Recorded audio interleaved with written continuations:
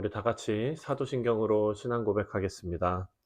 전능하사 천지를 만드신 하나님 아버지를 내가 믿사오며 그 외아들 우리 주 예수 그리스도를 믿사오니 이는 성령으로 잉태하사 동정녀 마리아에게 나시고 본디오 빌라도에게 고난을 받으사 십자가에 못 박혀 죽으시고 장사한 지 사흘 만에 죽은 자 가운데서 다시 살아나시며 하늘에 오르사 전능하신 하나님 우편에 앉아 계시다가 저리로서 산 자와 죽은 자를 심판하러 오시리라.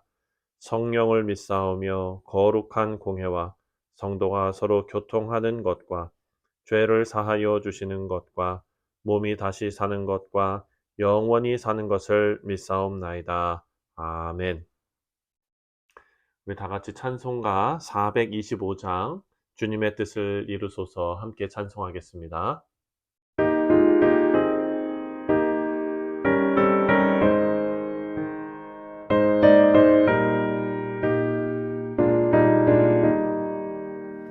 주님의 뜻을 이루소서.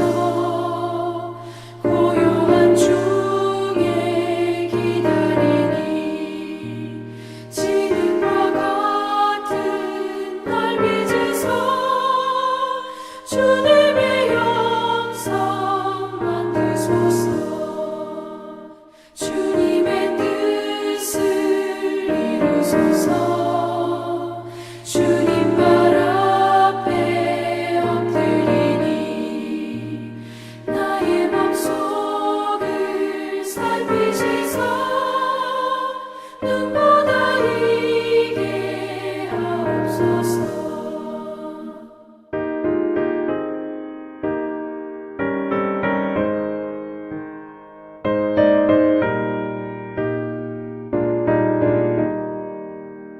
주님의 뜻을 이루소서. 병들어 몸이 피곤할 때 권능의 손을 내게 펴서 강건케 하여 주옵소서. 주님의 뜻을 이루소서. 온전히 나를 주장하사 주님과 함께 동행함을 만민이 알게 하옵소서.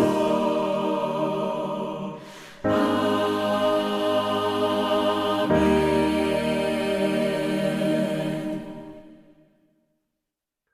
오늘 우리가 함께 묵상할 하나님의 말씀은 마태복음 11장 12절부터 26절까지 말씀입니다. 이튿날 그들이 베다니에서 나왔을 때에 예수께서 시장하신지라 멀리서 잎사귀 있는 한 무화과 나무를 보시고 혹 그 나무에 무엇이 있을까 하여 가셨더니 가서 보신즉 잎사귀 외에 아무것도 없더라. 이는 무화과의 때가 아님이라. 예수께서 나무에게 말씀하여 이르시되 이제부터 영원토록 사람이 내게서 열매를 따먹지 못하리라 하시니 제자들이 이를 듣더라. 그들이 예루살렘에 들어가니라.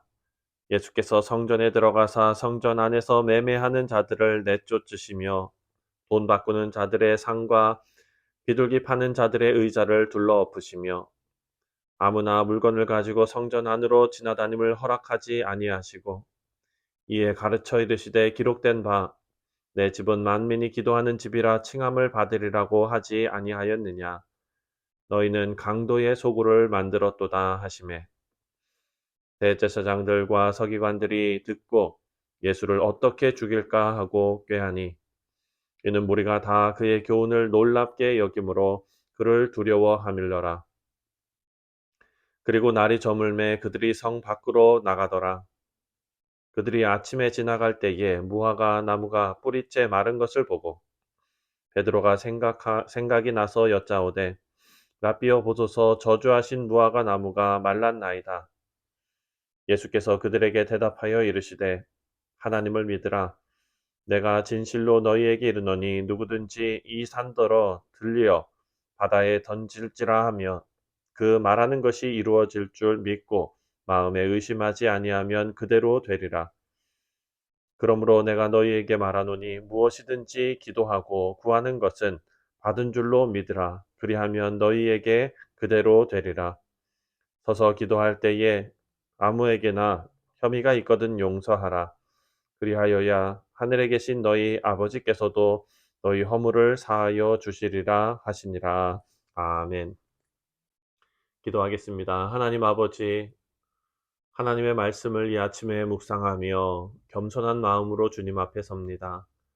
주여, 우리의 심령을 주께서 불쌍히 여기시고 긍휼히 여겨 주셔서 귀하신 하나님의 말씀이 우리 가운데에서 열매 맺는 옥토와 같은 마음으로 주님께서 바꿔주시고 하나님의 한량없는 은혜로 함께하여 주옵소서. 감사드리오며 예수님의 이름으로 기도하옵나이다. 아멘. 네, 예루살렘에 입성하신 예수님은 저녁에 다시 성 밖에 있는 베다니 나사로의 집에 가서 주무셨습니다. 그리고 이튿날 아침에 지금 뭐 우리 절기로 하면 고난주간 월요일 아침이죠. 다시 예루살렘으로 들어오셨는데 그때 벌어진 사건이 지금 오늘 본문에 나오는 사건입니다.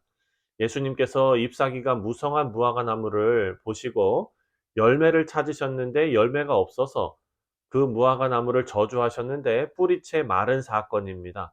무화과 나무에게 이렇게 말씀하십니다. 이제부터 영원토록 사람이 내게서 열매를 따먹지 못하리라. 여러분, 원래 길가에 있는 무화과 나무는요, 여행객들을 위한 것입니다. 예수님이 시장에서 무화과 열매를 찾았는데 찾지 못하시고 저주하신 그 내용입니다. 그리고 이튿날 다시 가보니까 그 나무가 뿌리채 말라 있었습니다. 여러분, 이 사건을 우리가 어떻게 해석해야 할까 생각해 보면 우선 이 사건은 예수님과 잘 맞지 않습니다. 예수님께서는 죽이시기보다는 생명을 살리는 일을 지금까지 하십니다. 이 사건은 멀쩡한 무화과 나무를 저주해서 죽인 그런 사건입니다. 예수님은 지금까지 단 한 번도 예수님의 필요를 위해서 기적을 행하신 적이 없습니다. 여러분 기억하시는 대로 예수님께서 시험을 받으실 때, 광야에서 시험을 받으실 때도 마귀가 널린 돌들로 떡이 되게 하라고 예수님께 시험을 했지요. 예수님께서는 말씀으로 그 시험을 물리치셨습니다. 그런데 이 무화과 나무를 저주하신 사건은 엄연히 예수님께서 배가 고프셔서 시장하셔서 가셨다가 그 열매가 없자 개인적인 욕구가 충족되지 않고 예수님께서는 화를 내시며 저주하신 사건으로 우리가 읽을 수 있습니다. 이런 적이 한 번도 없으셨기 때문에 아주 이례적인 그런 사건이죠. 근데 여러분, 이것보다 더 황당한 것은 13절 하반절에 보면은요, 이렇게 기록되어져 있습니다. 가서 보신즉 잎사귀 외에 아무것도 없더라. 이는 무화과의 때가 아님이라. 이렇게 되어 있습니다. 심지어 그때는 무화과의 열매가 맺힐 그런 철도 아니었다라는 겁니다. 그래서 열매가 없었다는 거예요. 참 이상하죠? 제철도 아닌 나무에게서 열매를 찾으신 것도 이해하기 힘들고, 또 거기다가 예수님께서 그 나무에다 대고서 저주해서 나무가 뿌리가 마르게 그렇게 하신 것, 정말 예수님답지 않습니다. 예수님께서 이런 걸 모르고 하셨을까? 마가는 또 거기에다가 덧붙여서 그때가 열매 맺는 철이 아니었다까지 그렇게 기록해 놓은 것은 이 사건이 예수님께서 의도하신 사건이었다라는 것을 우리가 유추해 볼 수 있는 것입니다. 사랑하는 성도님들, 이 사건은요, 잎사귀만 무성했던 예루살렘 시민들을 향한 예수님의 경고의 메시지인 것입니다. 당시 예루살렘 사람들은요, 그야말로 잎사귀만 무성했지 어디에도 열매가 없었던 그런 사람들이었습니다. 열매 없는 무화과 나무를 저주하심으로 그들에게 경고의 메시지를 보내신 것입니다.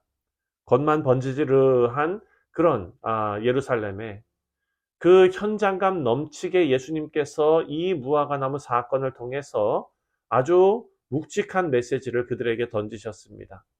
예수님께서 그들에게 기대하신 열매가 무엇일까? 오늘 본문 말씀을 보면은요, 가장 먼저 예배라는 것을 볼 수 있습니다. 오늘 본문 15절을 보면 예루살렘에 들어가시니라 예수께서 성전에 들어가사 성전 안에서 매매하는 자들을 내쫓으시며 돈 바꾸는 자들의 상과 비둘기 파는 자들의 의자를 둘러 엎으시며, 돈 바꾸는 사람들, 양을 팔고 재물을 파는 사람들, 비둘기 파는 사람들, 이런 사람들을 다 내쫓으셨습니다. 만민이 기도하는 집을 강도의 소굴로 만들었다 책망하셨습니다. 성전을 정화하신 것이죠. 우리 사랑하는 성도님들, 예수님께서 그만큼 그들의 예배가 타락했다라는 것을 보여주신 겁니다. 예배가 세속화되고 장사 속으로 변질되었고, 당시 사람들은 성전과 예배가 얼마나 정말 그 화려하고 거창하고 아름다웠습니까? 그 성전은 헤롯이 다시 아름답게 지은 성전입니다. 스룹바벨 성전을 다시 아름답게 고쳐 놓았습니다. 눈에만 멋있게 보이는 그런 성전이었던 것입니다.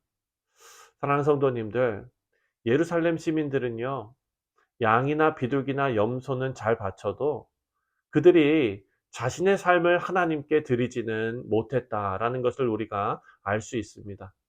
그러니까 예수님께서 무화과 나무, 잎만 무성한 그 나무를 저주하신 사건은 바로 이들을 의미하는 것입니다.